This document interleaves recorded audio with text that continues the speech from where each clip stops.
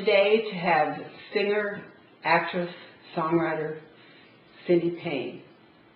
Cindy is going to talk to us today about something very unusual, not her career, her experiences that forced the emotional and mental growth and changes in her life. Please welcome Cindy Pain. Thank you, Rebecca. It's a pleasure to be here. Hi, always. This is great. Thank you so much for coming. I'm going to step out of the picture and get back behind the camera. Okay. Cindy, it's often been said that the challenges that we face or don't face, the decisions we make or won't make, the courage we have or don't have determines the direction of our life. So it all really comes down to choices, whether we will or won't follow the course of least resistance, follow the course of our fear, or follow the dictates of someone else's conscience. Today, we're going to talk about your life, your challenges, and the great changes that came about in your life through your experiences of pain, defeat, fear, courage, hope, and passion. Thank you. If I start in 2006, that is when my former husband's auto accident happened. When you're standing in a moment in time and everything stops and every decision falls upon your shoulders and you don't know if the decisions you make are right or wrong in that moment, you have to let all judgment go at that point. You have to let the judgment go of yourself, and you have to let the judgment go from other people. Because you don't know until you are put in such life circumstances of life and death. Does this person go on? Do you pull the plug? He was in a coma for almost a month. And most of the time people are not educated on that situation that presents itself so suddenly. I certainly wasn't. I had no idea. I've never been in the hospital myself, knock on wood. I only had a few outpatient procedures. And you don't know what choices or decisions that you will make until you're put on the spot. And you just hope that you make the right one.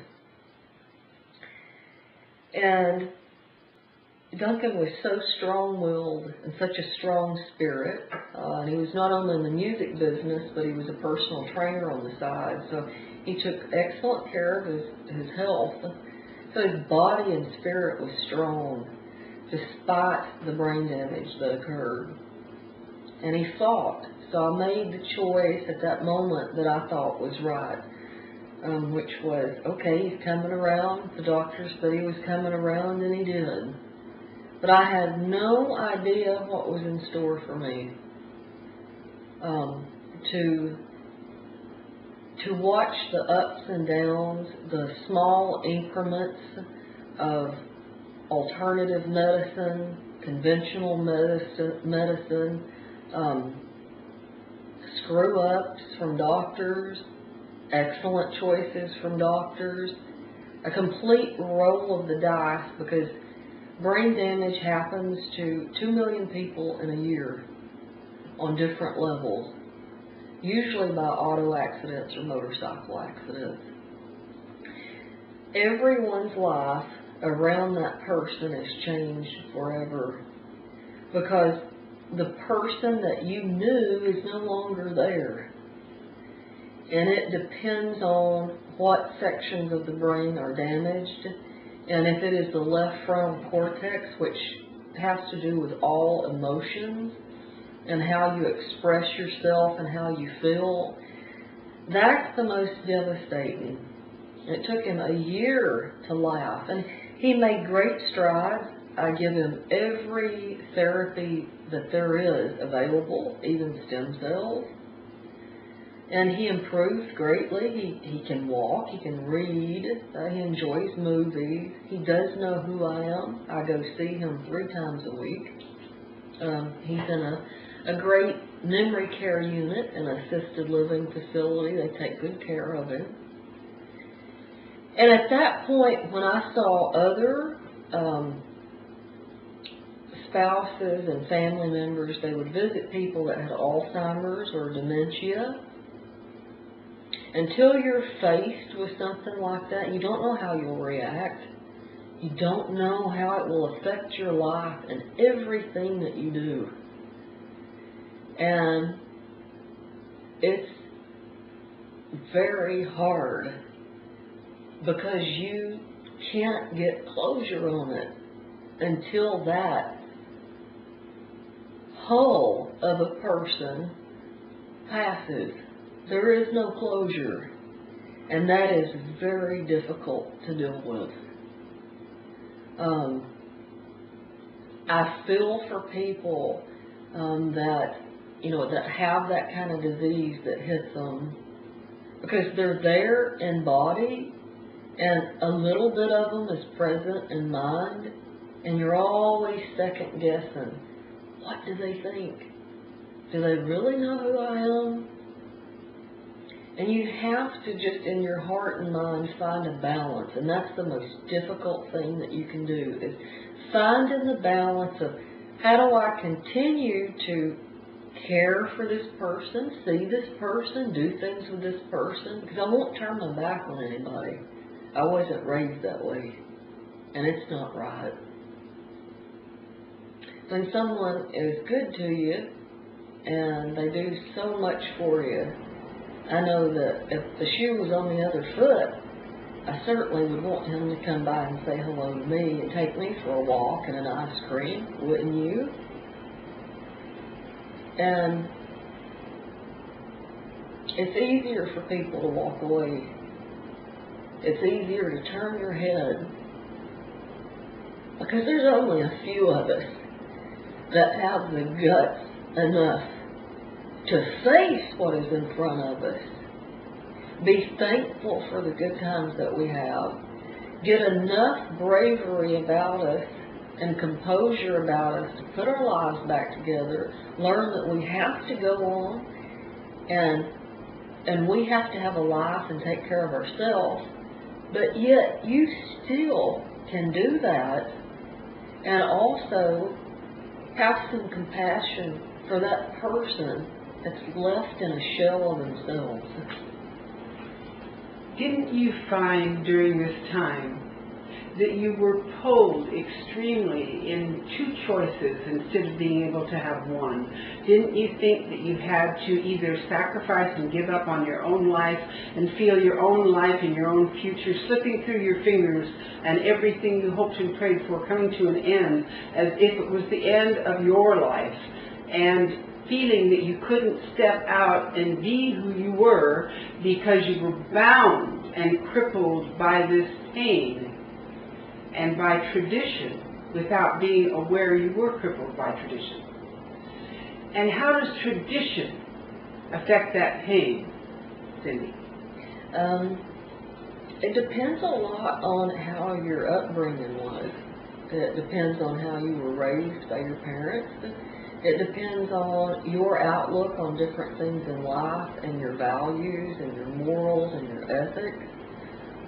But I was raised a fighter, and I was raised to never give up no matter what happens. And I get a lot of that from my grandparents who are gone now. My papa was a World War II veteran. That speaks in and of itself for itself. And my grandmother organized one of the first unions in East Tennessee at a plant that she worked at. Very strong-willed and outspoken. But we in a society, unfortunately, there's still this stereotype that the woman, the female in the house, is supposed to sacrifice every thing about her, herself, her mind, her body, her spirit, her soul, for the devotion of someone else. When you're brought up like that, even though, if I had it to do over, I would have still done everything that I did for Duncan. I would have done it. But I would have known when to also go sooner than I did, because I took care of him 24/7 for 4.5 years. That's almost impossible. The statistics on that are a year or less for spouses. But I was brought up to fight, and brought up to, to do my best. But it almost killed me. My health started to suffer. How serious did it have to get before you realized that this was his future, it was going to be his future, that you must also find your own, because you could not change his future, you could also love him through it, but you could not be it. How did you come to terms with that? What brought you there?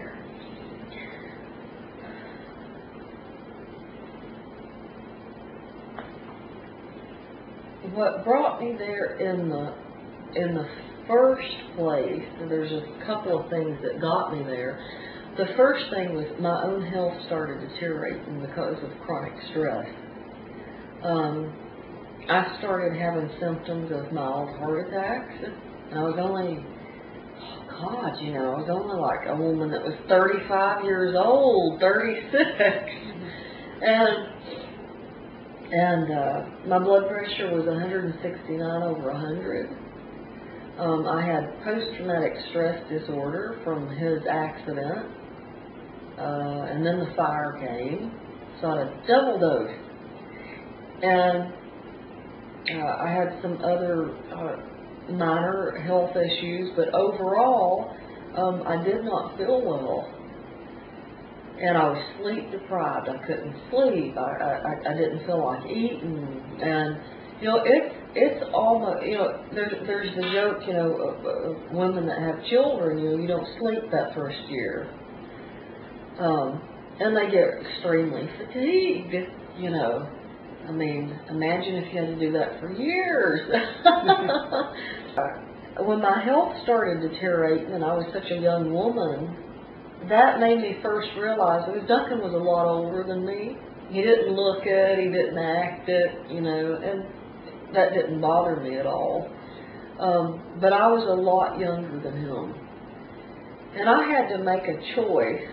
I had the rest of my life in front of me, statistically, on paper, and he didn't. And I also had to look at what he would want, and Duncan would have never wanted me to sacrifice my own health and well-being, my own career, for him. Now, he would have wanted me to do my very best and to see if I could bring him back, but it took me years to understand severe brain damage, and it took me years to understand that he was never coming back. And didn't you fight because you thought it was wrong for you to go on with your life because you felt you had to change his, and you finally realized you couldn't change his, and even if you died for him, it wouldn't fix it. Right.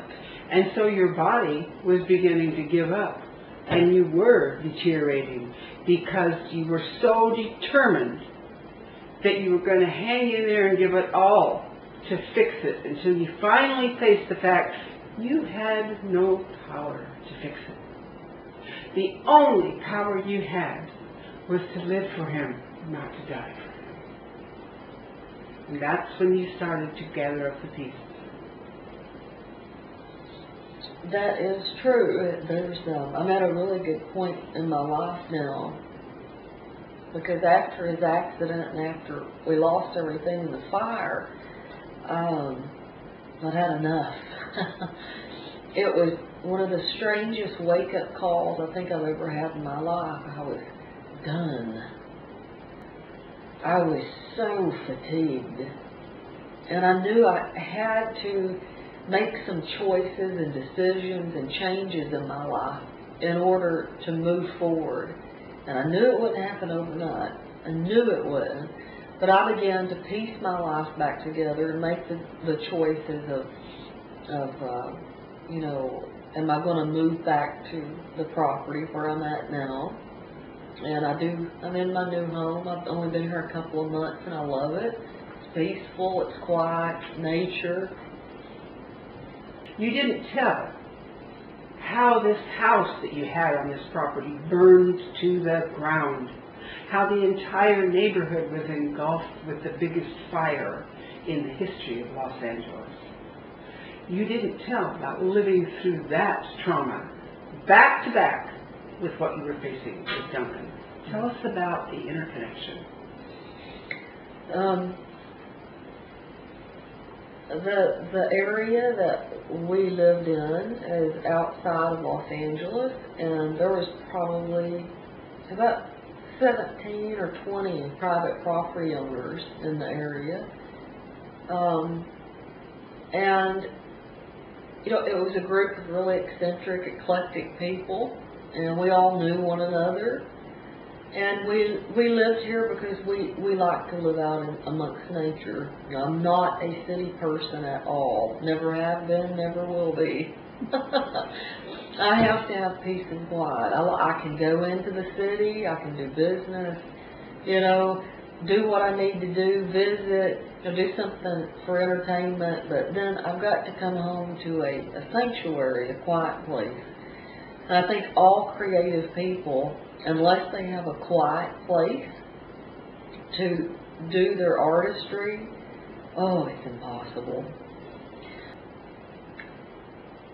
The fire had been burning for a few days, and we had high-speed internet through satellite. Our phones were working. We were constantly checking the internet and calling. And the sheriffs actually came the morning of the fire and said, oh no, they said, somebody will get you guys out if it becomes necessary. The only way that we spoke to them was because they pulled down the road, and Duncan and myself happened to be standing up at the road because we were watching to see what was going on. And they rolled down their windows to tell us that. Oh, somebody will come and get you. Well, nobody ever came, except 3 firemen. The day that everything burned up, there was 3 firemen and one was a fire chief. And my mother said that he was from Montecito County. Nice man. He wouldn't have put us in danger. He really wouldn't have. But what happened is he came down in the yard and he said, oh no, he said, you guys are not in danger. We haven't heard anything, and it's not approaching Mount Lukens, and you've got plenty of defensible space. I had the California Fair Plan insurance. I couldn't have gotten the insurance if I didn't have plenty of defensible space. Many people were insured on my road. He said, you can sweep the roof off, get your mom to put up curtains over the windows. Excuse me. Duncan laid out water hoses, bless his heart. And I was on my roof sweeping it off. I had a mask on. And, you know, I said, I need extra time to get out. I've got a husband that's disabled. I have a mother, and I've got pets. I will leave. I will get out. You know, but we can't see anything down in this valley. We sit in a valley surrounded by mountains. So I've been calling the hotline. Everybody kept telling me, right up until I left, it's not headed towards Mount Lukens. I found out later that the people that actually do the fire map progression for the forestry was not on duty that day. So there was actually no fire progression maps being put out to all the incident commanders. They actually didn't know the progression of the fire because that person was not on duty that day. All of a sudden, I'm up on my roof sweeping, pine needles off of it. So there's a lot of pines in the yard.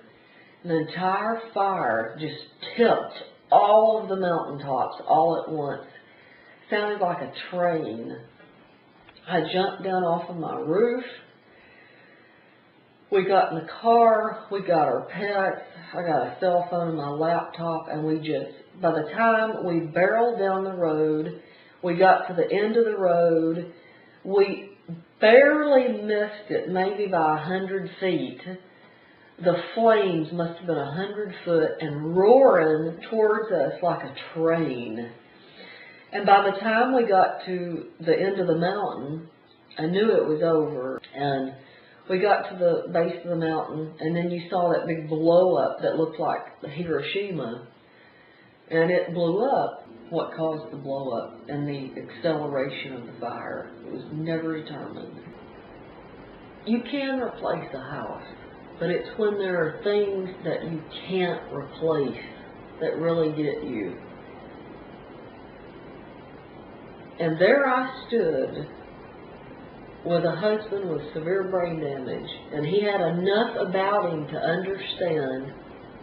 Because music, you store it in a cool place, and so he'd been in music for 40 years, so he had all these different types of reels, the big 8-tracks and the smaller ones and the tapes and CDs, the whole charade. You have to keep it in a cool climate. Any type of footage, like even film footage, you have to keep it in a controlled, cooler climate, or it will get destroyed. He had thousands of uncut songs and lyrics. He had music on tape. He had even produced the late Brittany Murphy, and he had a reel on her. She was only 13, and he had some stuff he done with Maria Conchita Alonso and Kool and the Gang and just everybody. I was standing there with a man that was messed up, but he had enough about him to understand, and he just stood there, and he said, 40 years of my music is gone.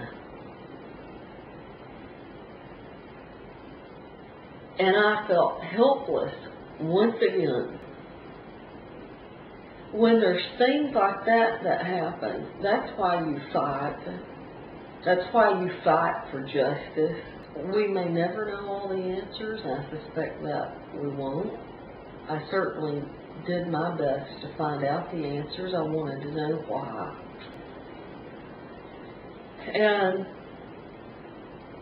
But, what happens is all those people, everybody that was in my area, there's this, people will say, oh, you put your life back together in a year. No, you don't. No, you don't. You sure don't. Sometimes people never do. Yeah, sometimes, that's right. Sometimes people never do. Sometimes people never recover. And I know for me, it took me 4 years to get back. It was the rules and regulations and laws were a lot to maneuver through. But I was determined that I was going to do it because it was my property, And Duncan would have wanted me to do it. And I did it for myself and for peace of mind, and I love nature, and I also am honoring him. And that is exactly what he would have done as well. And so, when you feel at home somewhere, it doesn't matter how difficult it is. If you set your mind to do something, you can do it. And I did it. And I'm very thankful that I did it. In between the devastation of Duncan's accident, the devastation of a burnout in your entire community, somewhere along the way, when you faced that you could never, ever, ever fix what was wrong with Duncan, You could never fix his future. You could never be for him what he could not be for him. You could only give him the best that you could give him, and you had to take care of you or you could give him nothing. And when you faced that, then it's hung the fire and a complete wipeout. And now, a strong, powerful woman, going on with her own career, her own life, a new life, a completely different life, a brave life. Where did you get the courage and the strength and the turning point to make that decision and to do it? We are currently doing this interview in a home on the land that was completely devastated by fire. And it's here because of you. It's your home because of you. And your future career coming up in Nashville and how your music is going on is because of you.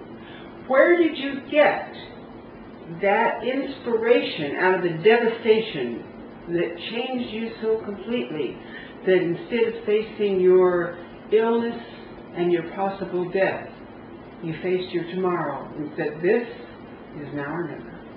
Where did you get that, Cindy? I have to give some credit to my mother right now. She's been through a lot, and she's a very, very strong woman. And I would often, look at her, and she felt so helpless. She said, I had a child that twice in my life I had no control over what was happening, and I couldn't fix it. And she's always supported me. She's always been there for me. And she's always encouraged me to move forward and always to go after what was in my heart and what I wanted to do. And she's always told me that I could do anything that I wanted to do. And I want to give her an acknowledgement in this moment. She's an extremely intelligent and creative woman.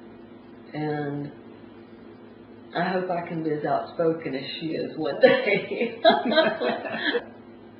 I got the inspiration and the drive from, you have to hit the bottom completely and know that there's nowhere to go but up. And I mean that on all levels. No matter what you take on in life, no matter what's given to you, no matter what, life, throws on your plate to deal with, as long as you do your best and remember to take care of yourself too, then there's nothing more that's expected of you.